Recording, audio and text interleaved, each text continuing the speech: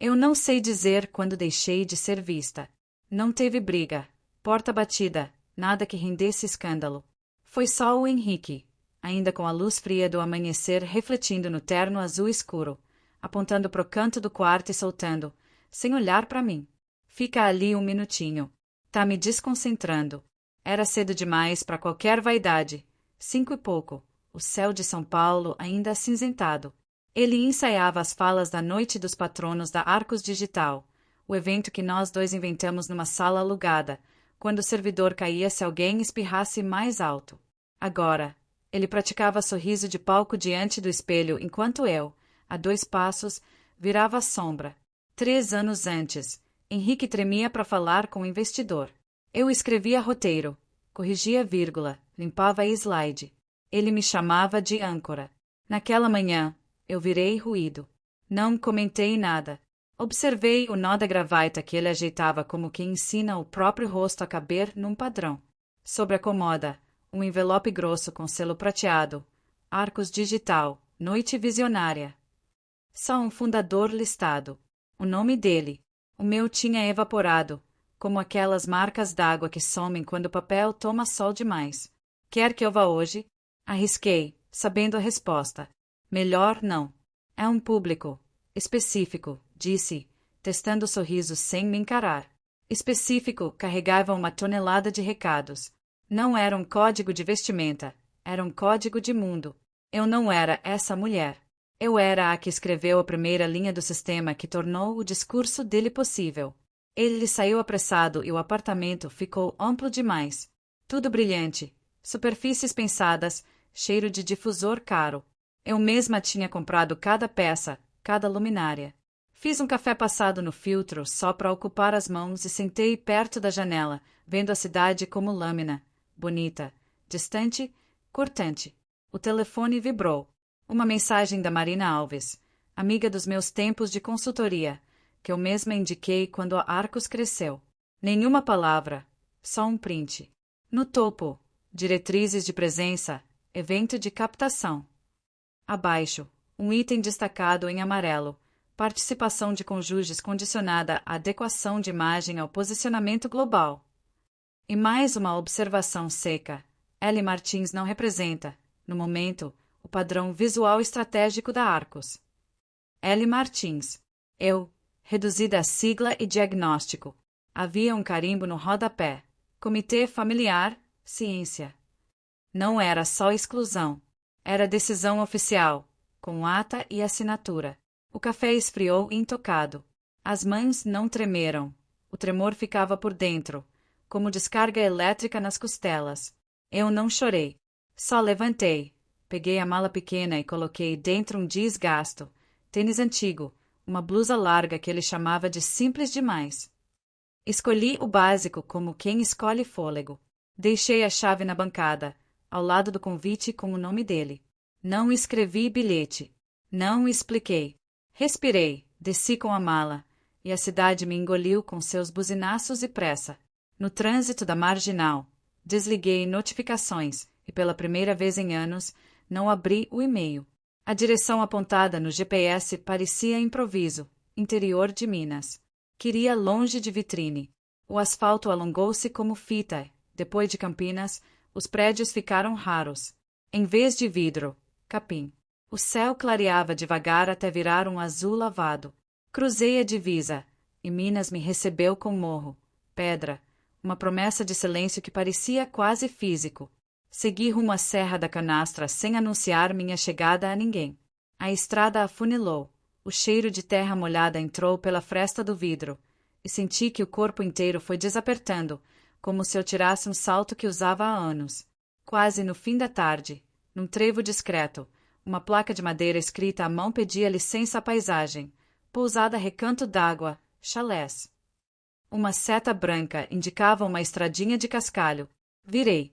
O caminho serpenteava entre pastos e umas árvores retorcidas de vento. Uma represa se abriu à esquerda, lisa, reflexo do céu. Tive vontade de estacionar ali e ficar olhando até a noite cair. Um cachorro sorriu. Sim, cachorro mineiro sorri, quando parei na recepção, que era uma varanda grande com rede e um fogão a lenha aceso. A mulher que saiu me atender tinha mãos manchadas de tinta guache, cabelo preso numa Maria Chiquinha tardia, e um olhar que sabia das coisas sem que a gente precisasse explicar. Cê tá precisando ouvir o barulho do próprio peito, né? Disse, como quem comenta a previsão do tempo. Acho que esqueci como é, respondi.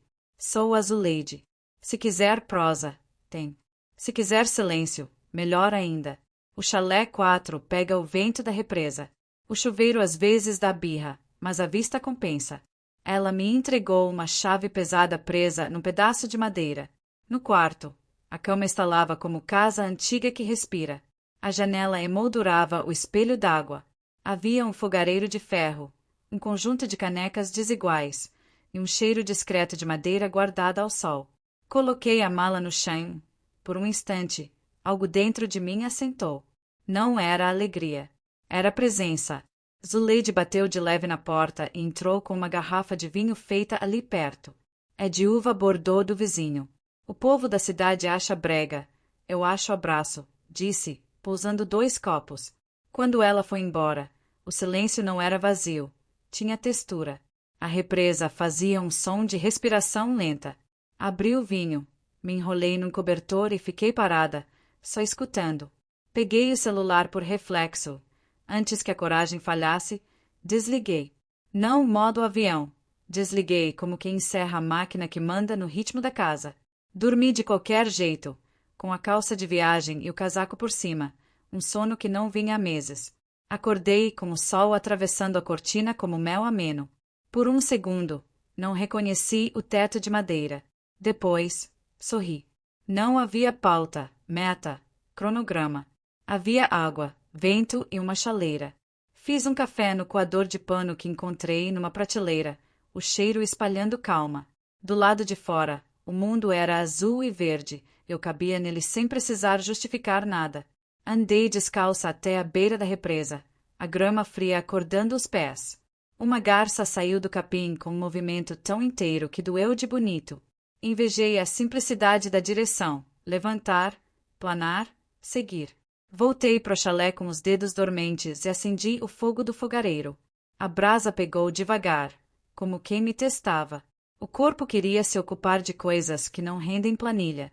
Lavei 2 canecas, arrumei uma gaveta, guardando namoros antigos de papel de bala que alguém esqueceu. Cruzei com um caderno pequeno esquecido no fundo do armário. Capa gasta, folhas amareladas. Deixei em cima da mesa. Quando o sol começou a envergar, Zuleide reapareceu, agora com 2 xícaras fumegantes. Chá de capim-cidreira com casca de laranja. Para quem anda pensando alto demais. Brincou, sentando na beira da cama sem cerimônia. Se eu sumir por uns dias, o mundo segue. Perguntei. O mundo sempre seguiu. A pergunta é, se acompanha o seu? Respondeu, rindo com os olhos. Ficamos ali olhando o vidro da janela ficar da cor de ameixa. Contei pouco. Não precisava. Ela falou da feira da cidade, do queijo curando no varal, do casal de pescadores que ainda recita o tempo pelo rumor do vento. As palavras dela tinham um jeito de varrer a poeira do peito. Quando ela foi embora, o chalé parecia do tamanho exato da minha vontade. Abri o caderno. Hesitante, escrevi uma única frase. Eu existia antes do palco. A letra saiu torta, infantiloide, mas eu reconheci minha própria música. Não escrevi sobre ele. Escrevi sobre o que não cabia na agenda. O jeitinho que a represa treme quando o vento muda. O cheiro de chuva que chega primeiro pelo ouvido. O silêncio como objeto sólido que a gente apoia no colo. Nos dias seguintes, passei a caminhar cedo por uma estradinha que levava a um bosque de pés miúdos. A pele foi ficando da cor do tempo bom. Comprei numa vendinha uma câmera analógica velha, daquelas que exigem paciência e aceitam erro. Eu tinha esquecido o prazer de esperar. Quando revelei o primeiro rolo, as fotos voltaram riscadas, tortas, com manchas de luz. Eu amei cada defeito. Eu ainda não sabia, mas uma rachadura dentro do mundo que eu deixará começava a se abrir. Ainda não era tempestade. Era mudança de pressão, aquele peso no ar que antecede o estalo. A paz não é ausência de barulho, é quando o barulho perde a autoridade. Na manhã do 4º dia, uma envelope pardo escorregou por baixo da minha porta. Sem remetente. Dentro, um recorte do jornal regional. Arcos Digital é questionada após vazamento de memorandos internos. A foto mostrava o Henrique num púlpito, tenso nas bordas. O texto usava as palavras que as empresas escolhem quando querem parecer civilizadas, padrões de imagem, gestão de presença, adequação conjugal. Não precisei ler tudo. Eu entendi aquele idioma por dentro. Dobrei o papel com calma. Senti nada de vingança, nada de justiça. Senti longe. Era como olhar uma chuva caindo em outra roça. Vai ventar, avisou Zuleide mais tarde, aparecendo com um lampião. Quando venta aqui, a luz apronta. Mas é vento bom, arruma o que tá fora do lugar. A noite chegou com trovões educados, daqueles que falam sem gritar. O chalé rangeu nos cantos. A represa virou prata nervosa. Escrevi mais uma linha no caderno. Às vezes, o barulho da queda é só a verdade encontrando o chão. Fechei a capa e encostei a testa na vidraça fria. Eu não queria que o mundo lá de fora parasse de existir. Eu só queria confirmar que eu sobrevivia sem ele. O telefone, enterrado na gaveta, tremeu como bicho preso. Por um momento, fingi que não ouvi. Depois, respirei e peguei. Quando liguei, as mensagens entraram em fila indiana, insistentes, como uma escola inteira saindo pro recreio. Marina, Lu, me liga. Sério. Um número desconhecido. A imprensa tá atrás de você. O jurídico quer alinhar narrativa. Ponto. Capturas de tela, manchetes, gente marcando meu nome em textos que eu não escrevi. Deixei o aparelho sobre a mesa, a tela acendendo e apagando como farol. Abri a porta. A noite cheirava a terra lavada. No rancho ao lado, Zuleide pintava a luz do lampião, pincel largo, gestos firmes. Virou notícia, né? Perguntou sem me olhar. Virou. E aí? Coração sossegou ou se zangou? Pensei. A resposta foi nova até para mim. Nenhum, nem outro. Só, não me pertence. É isso, ela disse, voltando pro quadro. A gente desaprende que não precisa emprestar sentimento para tudo que nos chama pelo nome. Voltei pro chalé. As notificações diminuíam como chuva indo embora.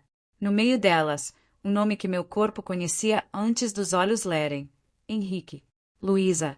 Precisamos conversar. As coisas fugiram do controle. A frase não me cutucou. Eu já tinha vivido exatamente nesse gerúndio. Precisamos, fugiram, conversar. Peguei um papel, escrevi Henrique, dobrei ao meio e deixei derreter na chama da vela. Queimou rápido, feito folha seca. Não era ódio. Era ritual. A tempestade passou sem quebrar nada. De manhã, a represa virou um espelho de novo, como se tivesse devolvido ao céu o que não era dela. O celular, esquecido ao lado do caderno, dormia escuro. Deixei dormir. Abri a janela e deixei entrar um friozinho doce. Achei graça do meu próprio corpo existir sem senha, sem alerta, sem login. Foi nesse começo manso de dia, água lisa, cheiro de mato, o tinir das canecas na prateleira, que entendi, não era fuga, era retorno. E, ainda que eu não tivesse plano nenhum, eu tinha chão. Eu achava que a história tinha perdido o fôlego. Não tinha. Só tinha parado de correr atrás de plateia. E quando a gente para de correr, costuma ouvir coisas. Coisas que, em São Paulo, eu chamaria de ruído. Ali, em Minas, eu chamei de verdade. A manhã em que ele apareceu era de uma calma quase encenada. A represa estava lisa como vidro, e o ar cheirava a lenha molhada. Zuleide tinha ido cedo à cidade buscar farinha de milho, e o chalé estava só comigo, o som do lápis riscando papel e o estalar do fogo ainda aceso da noite anterior. O silêncio era tão inteiro que o toque na porta pareceu um trovão. 3 batidas lentas. Não era o rapaz do jornal. Ele sempre gritava da varanda. Essa batida tinha hesitação, peso, história. Abri. E lá estava Henrique. Mas não o homem de terno e sorriso treinado. O que ficou parado na soleira tinha o rosto abatido, o olhar perdido, a barba por fazer, o paletó encharcado de garoa, e uma tristeza tão nítida que me fez recuar um passo. Oi, ele disse, a voz rouca. Você é difícil de achar. Foi de propósito, respondi, sem me mexer. Ele olhou pro chalé, o fogão a lenha, o caderno aberto na mesa, o copo com restos de vinho barato. Então, é aqui que você tá? Perguntou, quase para si mesmo. Aqui eu lembro de respirar. Henrique assentiu devagar, mas logo começou a falar como se ainda estivesse num escritório. Rápido, tentando controlar o caos. Lu, a Arcos está desmoronando. Os investidores sumiram. A imprensa tá em cima. O conselho. O meu pai. Parou, o maxilar travado. Eles acham que você vazou os documentos. Foi você. O vento passou por nós, mexendo o cheiro de chuva. Não precisei, falei baixo. Você mesmo escreveu o vazamento quando me apagou dos registros. Ele respirou fundo, o corpo murchando um pouco. Eu não queria te apagar. Quis parecer limpo. Cortei. E eu te sujava. Por um instante, ele pareceu querer negar, mas desistiu. O silêncio fez o serviço. Você era o melhor de tudo, Luísa. E eu te tratei como se fosse um detalhe. Olhei para ele, tentando encontrar o homem que, um dia, acreditou junto comigo. Havia cansaço, sim, mas também um arrependimento sem forma, desses que chegam tarde demais para salvar. O que você quer, Henrique? Perguntei. Te ver. Saber se tá bem. Tô. E não quer voltar? Sorri de canto. Pra onde? Pra um prédio cheio de gente fingindo que não vê o que vê? Pra mim, ele arriscou. Demorei para responder. Eu já voltei para mim. Não sobra espaço pros dois. Ele baixou a cabeça, enfiando as mãos nos bolsos. O cheiro de perfume caro ainda tentava esconder o suor do medo. Lá fora, o vento aumentou, e uma folha seca girou entre nós. Eu não sei quem sou sem você, murmurou. Aprende. Eu também precisei. E antes que ele dissesse qualquer coisa, completei. Vai ser dolorido, mas é o único jeito de ficar verdadeiro outra vez. Ele olhou para a represa, como quem procura resposta na água. Você parece, em paz. Paz pesa mais que raiva. No começo, respondi. Mas depois, alivia. Ficamos alguns segundos sem falar. O tempo parou junto. Depois ele respirou fundo e deu meio sorriso, cansado. Eu precisava te ver uma última vez. Pois viu. Agora vai viver, Henrique. De verdade, dessa vez. Ele assentiu. Deu 2 passos para trás, olhou o chalé uma última vez e foi. O som dos pneus desaparecendo na estrada de cascalho soou como ponto final. Não chorei, nem sorri. Só fechei a porta devagar, como quem fecha uma página que já foi lida 1000 vezes. Dentro, o ar ainda carregava o cheiro dele misturado à lenha. Sentei, abri o caderno e escrevi. Às vezes, o fechamento não é diálogo. É a porta se fechando atrás de quem já não pertence à história. O vento soprava forte, batendo a cortina. Do lado de fora, a água da represa tremia sob a luz da tarde. O mundo seguia, calmo, impassível, e eu, pela primeira vez, não precisei correr atrás dele. Depois que Henrique foi embora, o silêncio não voltou igual. Não era mais aquele sossego novo de quem foge do mundo. Era um silêncio maduro, com cheiro de decisão. Nos dias seguintes, o chalé parecia respirar junto comigo. Eu acordava antes do sol, acendia o fogo no fogão a lenha e esperava a chaleira chiar.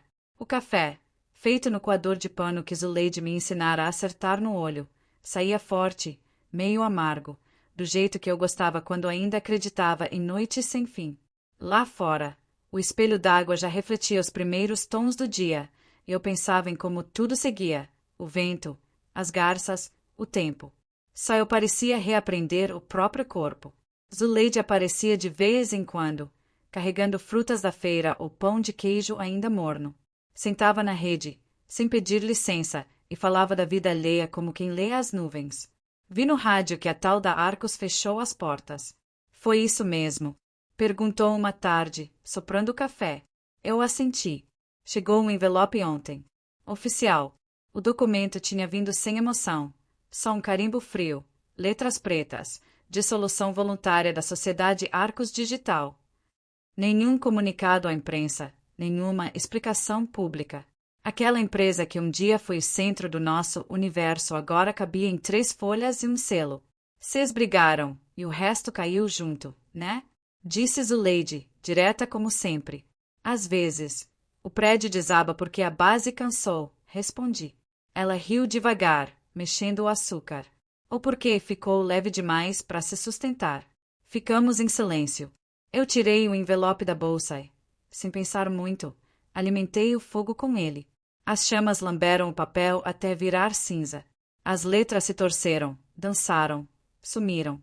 Zuleide observou, quieta, e murmurou. Queimar é jeito antigo de dizer acabou. Eu só disse. Acabou. Depois disso, o tempo se abriu. As horas não tinham mais dono. Passei a caminhar por uma trilha que contornava a represa e terminava num campo de flores brancas que o vento deixava sempre meio tombado. Ali, eu sentava, respirava e, às vezes, escrevia. Outras, só olhava. Comecei a desenhar, sem pretensão, formas tortas, linhas soltas. Zuleide, que sempre aparecia quando o sol virava ouro, viu um dos rabiscos e arregalou os olhos. Isso é bonito, menina. É sentimento no papel. É só tentativa, falei. Toda tentativa é começo, respondeu, e me trouxe um bloco novo na semana seguinte. Com o tempo, as folhas se multiplicaram. As linhas ganharam cor, sombra, movimento. A solidão virou matéria. A dor, textura.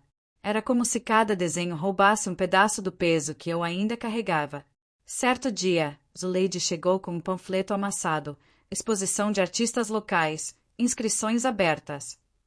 Manda umas dessas tuas artes. Vai que o povo entende o que cê sentiu, disse, pescando. Eu ri, achando graça. Mas naquela noite, quando o vento balançou as cortinas e a represa refletiu a lua inteira, percebi que queria tentar. Enviei 3 desenhos sem assinar. Uma semana depois, o celular que eu quase nunca ligava vibrou na gaveta. Era um número da prefeitura. A voz do outro lado, alegre demais para mim, anunciou. Parabéns, Luísa Martins. Seus trabalhos foram selecionados para a exposição Olhares do Interior. Fiquei muda. Zuleide soltou um grito. Eu sabia. Essas tuas garatujas iam virar arte. Naquele instante, percebi que alguma coisa tinha mudado. Não era o mundo. Era eu, finalmente fora do espelho de Henrique. O dia da abertura chegou nublado, típico de fim de verão em Minas. A galeria ficava num prédio antigo da cidade, com cheiro de tinta nova e café coado. Gente simples, roupas coloridas, curiosidade no olhar. Meus quadros estavam pendurados no fundo, discretos, traços de mulher e água, montanhas e vento.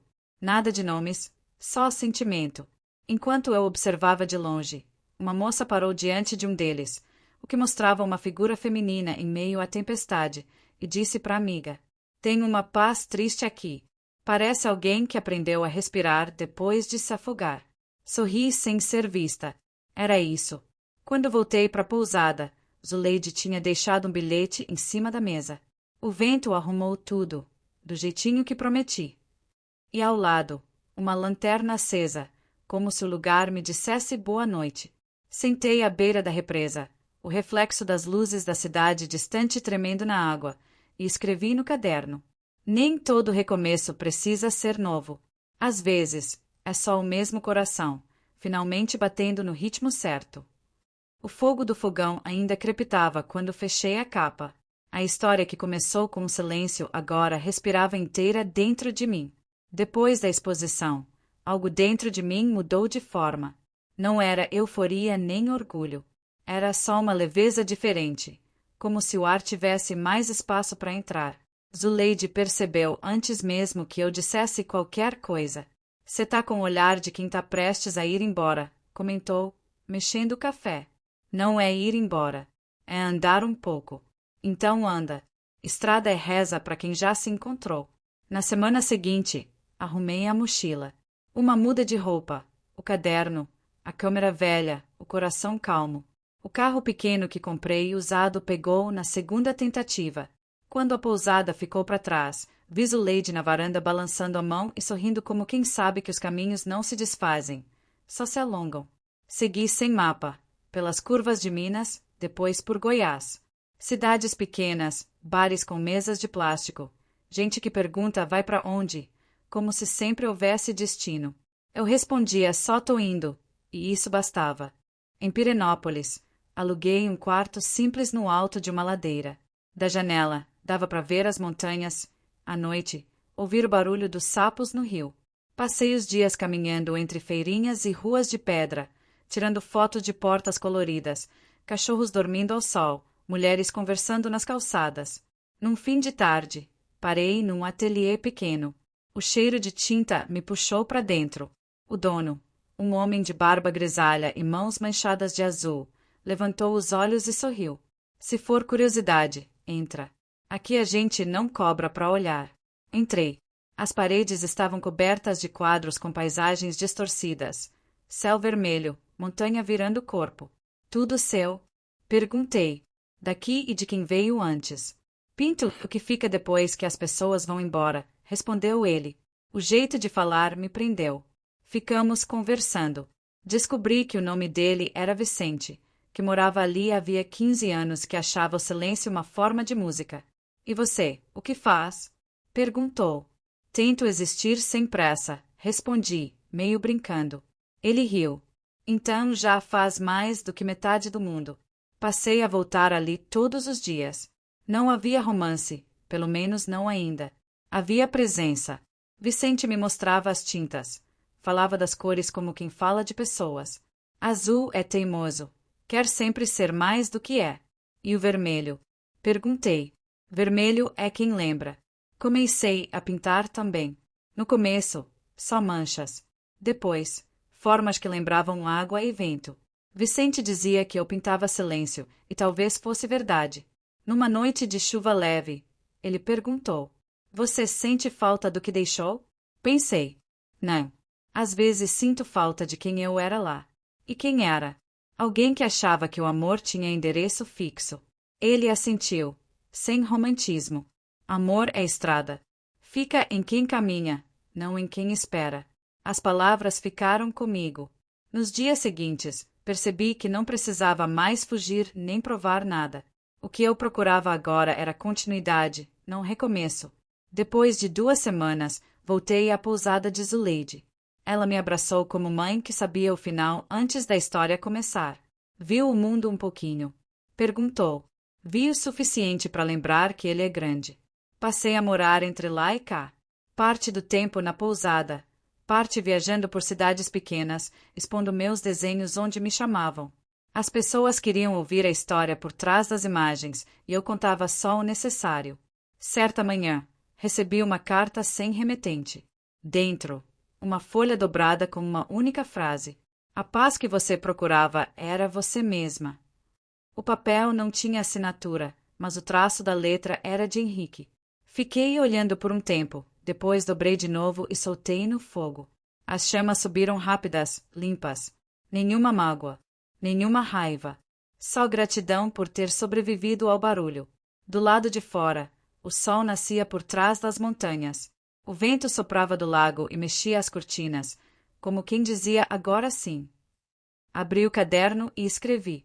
Não existe final para quem aprendeu a continuar. O resto do dia passou leve.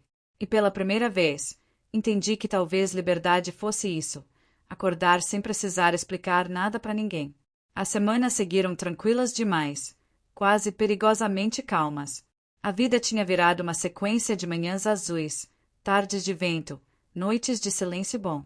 Até que o passado resolveu testar a minha paz. Foi numa terça-feira morna. Eu estava em Belo Horizonte, visitando uma pequena galeria que começara a expor meus quadros. O dono, um rapaz simpático, me ofereceu café e um jornal dobrado. Você viu isso, Luísa? Saiu hoje. O título me fez gelar.